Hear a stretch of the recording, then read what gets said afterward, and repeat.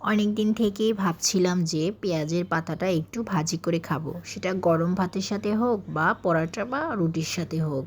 Hello everyone, আসসালামু আলাইকুম। আশা করি সবাই ভালো আছেন, আমিও ভালো আছি। তো আমি পেঁয়াজকলি ভাজার জন্য এখানে প্রয়োজনীয় যা যা উপকরণ দরকার সবগুলোকে আমি রেডি করে নিয়েছি।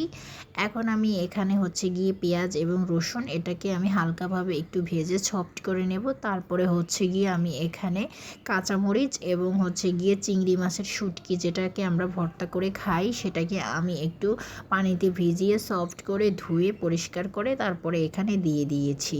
এটা দেওয়ার পরে একটু হালকা ভেজে নেব। তারপরে আমি এখানে প্রয়োজনীয় যা যা মশলা দরকার সেটাকে অ্যাড করে দেব, যেমন ধরেন হলুদের গুঁড়া এবং মরিচের গুঁড়া, স্বাদ মতো লবণ।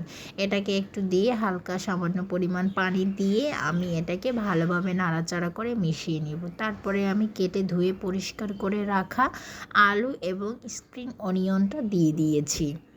এটাকে আমি কোনো পানি দেব না, ঢাকনা দিয়ে শুধু ঢেকে কিছুক্ষণের জন্য রাখবো, কারণ হচ্ছে কি এখান থেকে পানি বের হবে।